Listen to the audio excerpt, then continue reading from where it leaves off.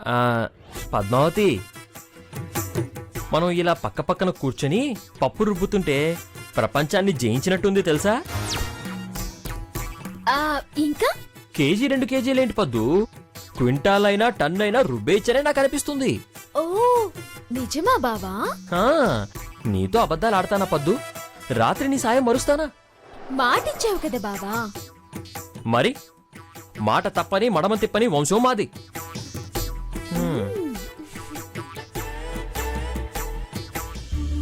ఊహ ఎంత బావుందాండాళ్ళు.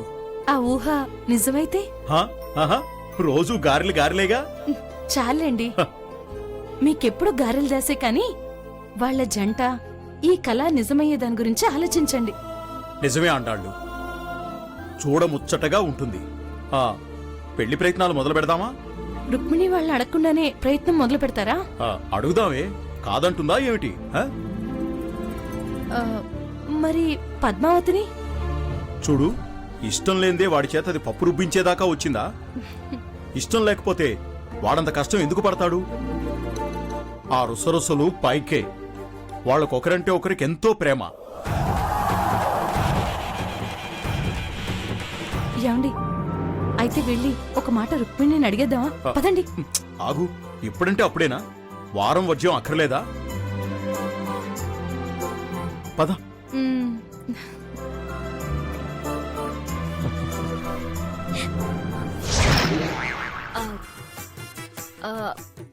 బావా, నా మీద నీ అభిప్రాయం ఏంటి? నువ్వు దేవతవి, నీ మనసు మంచిది, నీ గుణం గొప్పది. నీ ప్రేమ ఆదరణ పొందటం అంటే అదృష్టమే. భలే అబద్ధాలు చెప్తావే నువ్వు. అబద్ధమా? చచ్చా, ఇప్పుడే చెప్పాగా, మాట తప్పని మడమ తిప్పని వంశమని.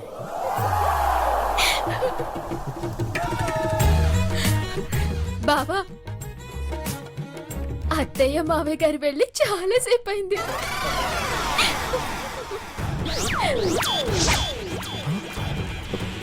మరి చెప్పవే దుర్మార్గురాలా, ఎంత రాక్షసత్వం లేకపోతే నాతోనే ఇలా పప్పు రుబ్బిస్తావే?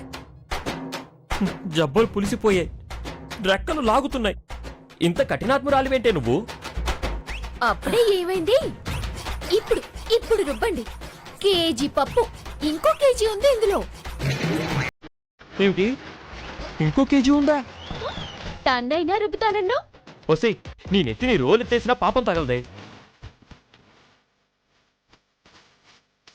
బాబా, నువ్వు వెళ్ళతో మావయ్య అత్తయ్యని పిలవమంటావా లేకపోతే పప్పు రుబ్బుతావా? రుబ్బుతానులే. సరే కానీ.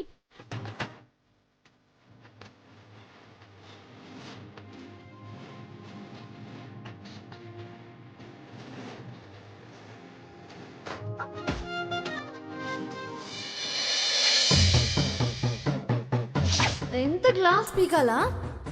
అవసరమా మోహిని?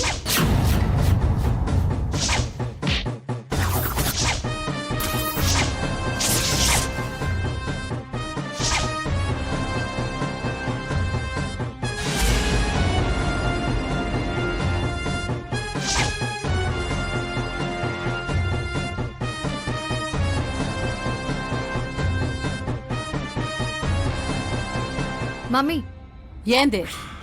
అర్జెంటుగా నాకు 50,000 కావాలి. 50,000? ఎందుకు? 50 లక్షలు అడిగినా అంతలా నోరు తెచ్చేదానివి కాదు. 50,000కి 50,000 అంటున్నావు. ఏమైంది మమ్మీ? ఇలా అడగగానే అలా ఇచ్చేదానివి, కొత్తగా ఈ ప్రశ్నలేంటి? నువ్వు కొత్తగా ప్రవర్తిస్తున్నావు కాబట్టి. నేను కొత్తగా ప్రవర్తించడం ఏంటి? ప్రవర్తిస్తున్నావో లేదో మాకు తెలుసులే. ఆ 50,000 ఎందుకు కావాలో కారణం చెప్తే నీకొచ్చే నష్టమేంటంట? ఎందుకో చెప్పొచ్చు కదా దామిని. నా ఫ్రెండ్ బర్త్డే ఉంది,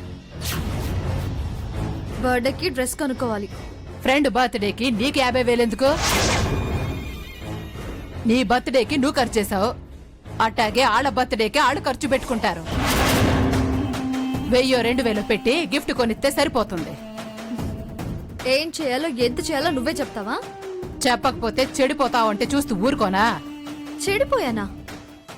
జరిగింది మర్చిపోయినట్టుండవు. ఏం జరిగింది? తాగి రోడ్డెక్కినావు. మా పరువు టేషన్కి తీసినావు. ఆ ఎస్ఐ గడ్డి పెట్టాడు. ఇంకా ఎవరంగా ఏమన్నా చెప్పాలనా? బర్త్డే పార్టీలో 2 పెగ్గులు తాగితే చెడిపోవడమా? అయినా ఈ రోజుల్లో తాగడం తప్పు కాదు, ఫ్యాషన్, సోషల్ స్టేటస్ అని ఫస్ట్ చెప్పాను కదా. అయినా నాన్న తాగితే లేని తప్పు నేను తాగితే ఎలా అవుతుంది?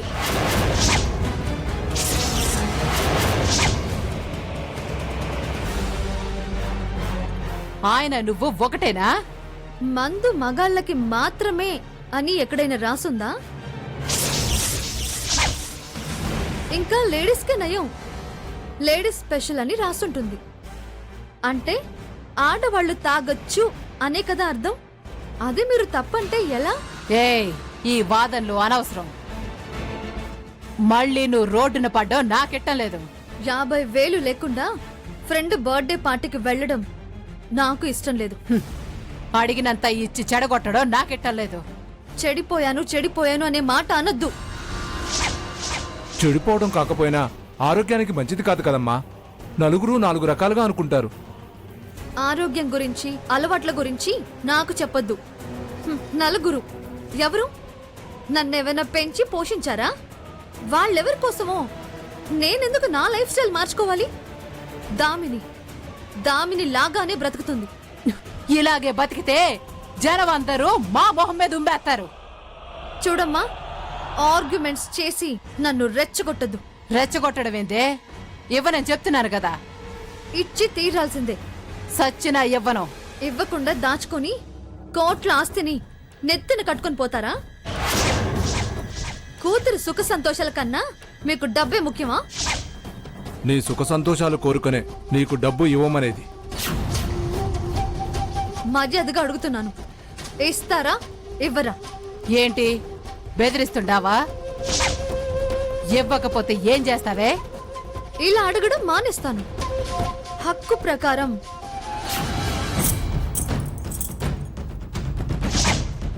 ఇలా లాక్కుంటాను, డబ్బులు తెచ్చుకుంటాను. ఏయ్! ఏందే? ఎంత ధైర్యమే నీకు? అంత లెక్కలెంతనమైందా నీకు? నువ్వు అసలు నిజమైన దామినివేనా? నా కూతురువేనా? కరెక్ట్. ఇదే డౌట్ నాకు కూడా వచ్చింది.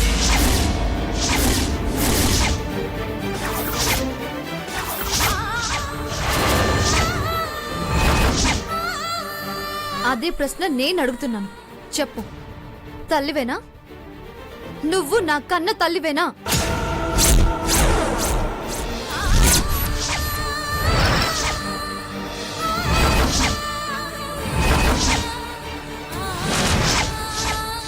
నవమాసాలు మోసి కన్న తల్లివేనా? లేకపోతే అనాథనా? ఏ చెత్త కుప్పలోనో పడుంటే తీసుకొచ్చి పెంచారా? పిల్లలు లేకపోతే ఎవరింట్లోంచైనా ఎత్తుకొచ్చారా?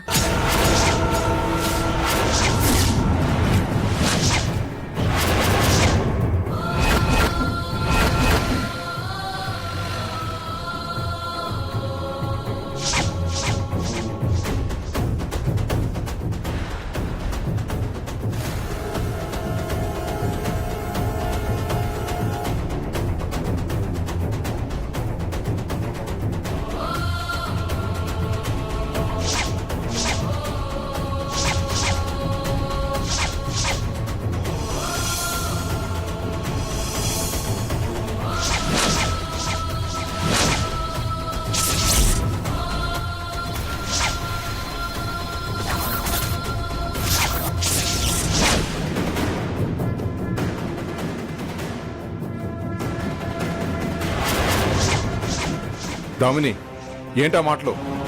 లేకపోతే ఏంటి? నా ఇష్టానికి అడ్డుపడుతున్నారెందుకు? పరాయి దాని మీద పెత్తనం చేసినట్టు నా మీద చెలాయిస్తున్నారేంటి? చూస్తూ చూస్తూ ఎలా చెడిపోనిస్తావమ్మా? వద్దు, ఆ మాటలు మాట్లాడొద్దని 1,00,000 సార్లు చెప్పా.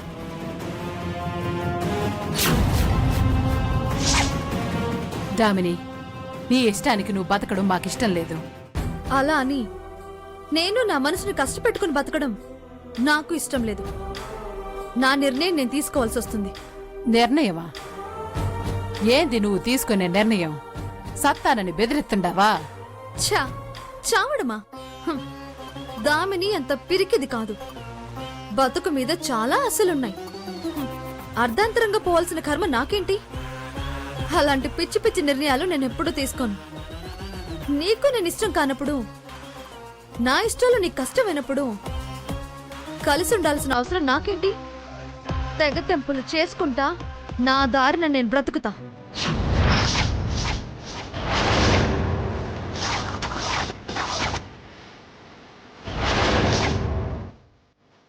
ఏమన్నావు? తెగదింపులు చేసుకుంటావా? అవును. నా ఇష్టాలకి అడ్డం వచ్చినా, నా సరదాలు నా నుంచి దూరం చెయ్యాలని చూసినా, నేను తీసుకోబోయే డెసిషన్ అదే. ఎంత మాట అన్నావే? మమ్మల్ని కాదని నువ్వు వెళ్ళిపోతావా? నీ ఇష్టాలకి సరదాలకి మేము వడ్డు చెప్పకూడదా? అవును, చెప్పకూడదు. నేను మీ కూతుర్నైతే, నా మీద మీకు ప్రేమే ఉంటే అడిగింది ఇవ్వండి, వివరాలు అడగండి. నా సర్కిల్లో నన్ను తక్కువ చేసుకుని నేను బ్రతకలేను. నా స్వేచ్ఛకి ఇబ్బంది కలిగిస్తే నేను సహించను. ఏందే? ఇష్టము స్వేచ్ఛ అని తాగి తందనాలాడితే ఆ ఎస్ఏ వదిలేసినట్టు ప్రతి ఒక్కరు వదలరే, నీ బతుకు నాశనం అయిపోతుంది. అసలు నాకు తెలియకుండా అడుగుతున్నాను. ఇప్పుడేంటి కొత్తగా అలవాట్లు, తిరుగుళ్ళు, చెడిపోవడాలు, భవిష్యత్తు అని క్లాస్ పెడుతున్నారు? ఇదన్నీ ఇప్పుడే గుర్తొచ్చాయా? ఇంతకు ముందు గుర్తుకు రాలేదా? ఏంటి ఆలోచిస్తున్నారు? క్వాలిటీ ఇన్స్పెక్టర్ని ట్రాప్ చేసినప్పుడు తప్పు అనిపించలేదా? అప్పుడు నీకు నీ సేఫ్టీ ముఖ్యం. అప్పటిదాకా ఎందుకు? ఇప్పుడు చేస్తున్నా. నీ మీద కేసు ఎత్తేయాలని, పడుచు కుర్రాలలో ఎవరినో ఒకరిని ట్రాప్ చేయాలని నన్ను సంగీతాన్ని కుదిర్చావు. అది తప్పనిపించలేదా? అంటే నీ కోసం చెల్లు నువ్వే దగ్గరుండి చెడగొడతావు. నా వరకు వచ్చేసరికి చెడిపోతున్నాను, తాగుతున్నాను అని క్లాస్ పీక్తావు. ఇలా ఉండటం నాకిష్టం ఉండదు. బాయ్. ఆగో!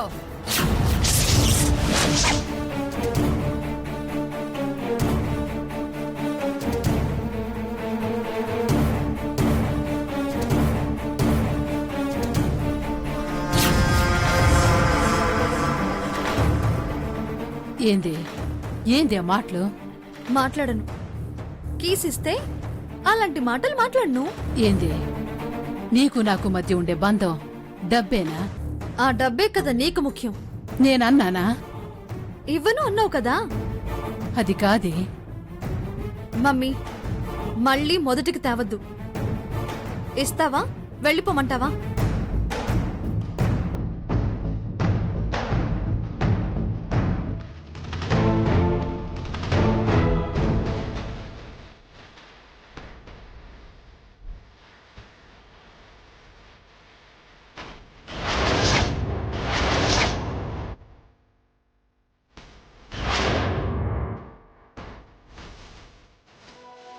ఇదిగో తాళారు, తీసుకో. నీకెంత కావాలో అంత తీసుకో. ఇల్లు వదిలి వెళ్తానని మాత్రం ఎప్పుడు అను.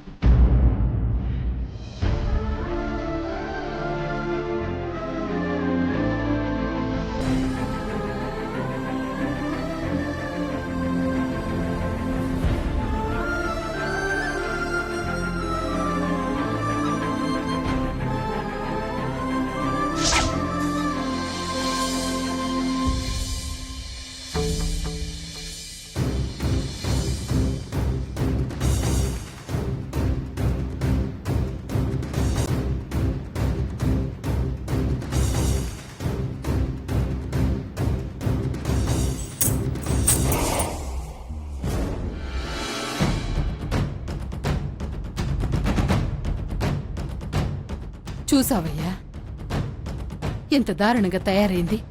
ఇది మన మాట వింటుందా? రేపు ఊరేమంటది? మన పేరేం కావాలయ్యా? మోహిని, నేను ఒకటి చెప్తాను విను. మంచి కుర్రాన్ని చూసి ముడిపెట్టేద్దాం. ఆ వచ్చినవాడే నచ్చ చెప్పుకుంటాడు. 10 మందిలో అలసైపోతానని తనే చెప్పుకుంటాడు. కన్నవాళ్ల మాటల కన్నా కట్టుకున్న వారి మాటలే వాళ్ళకి నచ్చుతాయి. మంచి ఆలోచన చేసినావయ్యా. దానికి పెళ్లి చేయాలన్న ఆలోచన నాకు తట్లేదేంది? ఎదుగుతా, మంచి బుద్ధిమంతుడైన కుర్రాడిని ఎదుగుతా. ఆ భయం ఎందుకే? వీధికో మ్యాట్రిమోనీలున్నాయి. సరే, ముందు నువ్వు వాళ్ళకి ఎవరాలు ఇచ్చేసే. సరే,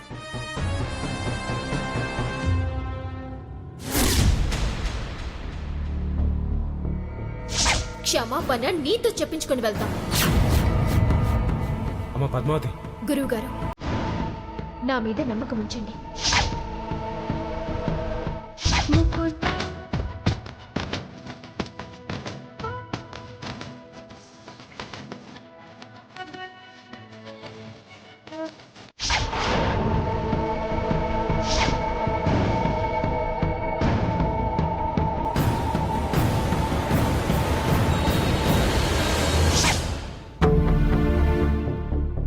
ఆగక్కడ.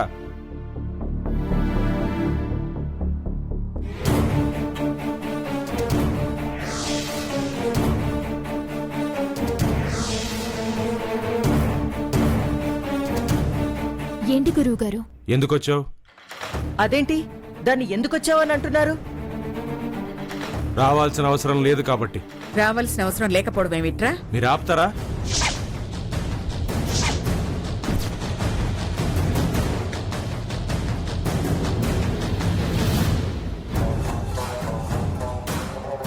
ఏమైంది గురువు గారు? నా వల్ల తప్పేమైనా జరిగిందా? నువ్వే తప్పు చేయలేదమ్మా, నేనే చేసిన తప్పుని సరిదిద్దుకుంటున్నాను. మీరు తప్పు సరిదిద్దుకోవడం ఏంటి గురువు గారు? చూడండి, తను ఈ ఇంటికి ఎలా వచ్చిందో ఎందుకొచ్చిందో మర్చిపోయారా? మీరు తిట్టుకోడాలు సరిదిద్దుకోడాలు తరువాత. నువ్వు రావే. వసంత, మీరిద్దరూ కాస్త ఆగుతారా? వద్దనుగానే నోరు మూసుకుంటే అది తిరిగి వెళ్ళిపోతే దాని పని మీరు చేస్తారా? నేను చేయను, తను చేయదు. ఇక నుంచి మీ పనులు మీరే చేసుకోండి, లేదా పని మనిషిని పెట్టుకోండి. ఉన్న పని మనిషిని వెనక్కి వెళ్ళిపో అంటూ మమ్మల్ని పని మనిషిని పెట్టుకోమంటావేంట్రా? ఏంటి, పద్మావతి పని మనిషా? ఎవరన్నారు? పన్నెల్లో ఓడింది కదా, అప్పటినుంచి అది ఈ ఇంటి పని మనిషే పందెంలో ఓడిందా? కాదా? ఏమే, నువ్వు ఓడి రాలేదా? ఓడిపోయే వచ్చాను. విన్నావుగా?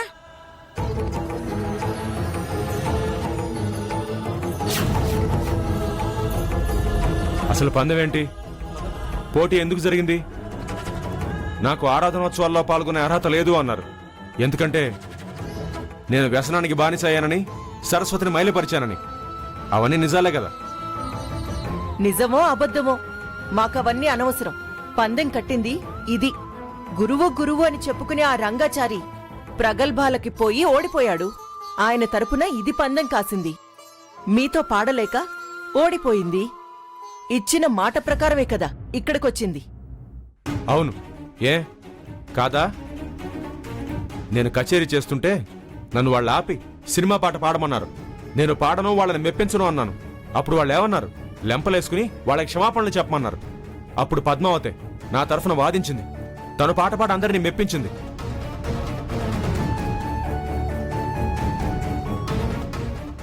నన్ను గెలిపించింది. ఎప్పుడైతే అక్కడ పాడిందో, ఆ రోజు ఆరాధనోత్సవాల్లో ఎందుకు పాడలేదో నాకు అర్థమైంది. ఏమర్థమైందిరా నీకు? పద్మావతి గొప్పతనం. ఏంటా గొప్పతనం? సినిమా పాటలు పాడ్డమేనా? కాదు, అప్పుడు కాపాడ్డం, ఇప్పుడు కాపాడ్డం.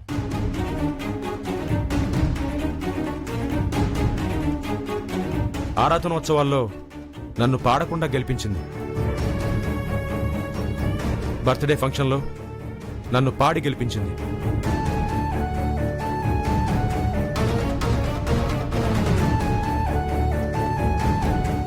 అప్పుడు సంగీతం పాడలేకపోయింది. ఇప్పుడు సినిమా పాటలే కదా అని పాడింది. బాగా చెప్పావు వసంత. పేరుకు సినిమా పాటే అయినా అందులో సంగీత స్వరాలు ఇమిడి ఉన్నాయి, గమకాలు, గొప్ప సాహిత్యం కూడా ఉంది. తన గాత్రంతో అద్భుతంగా పాడి అందరినీ పద్మావతి మెప్పించింది. ముందు వాళ్ళందరూ సినిమా పాటని అడ్డుపడ్డారు. ఆ తర్వాత తన గాత్రంతో వాళ్ళందరి నోళ్లు మూయించింది. అప్పుడు ఓడింది, ఇప్పుడు గెలిచింది. దానికి దీనికి చెల్లు. ఇక పద్మావతి పని మనిషిగా పనిచేయడానికి నేను ఒప్పుకోను. మీరు వద్దు అంటే ఎలా చెల్లుతుంది? అది పందెం కాసింది నాతో. తను పనికి వచ్చిన ఈ ఇంటి యజమానిగా చెప్తున్నాను. ఈ ఇంటి యజమాని అత్తయ్య గారు. అవునరా, ఈ ఇంటి యజమానురాల్ని నేను. అంటే ఈ ఇంట్లో నా మాట చెల్లుబాటు కాదా?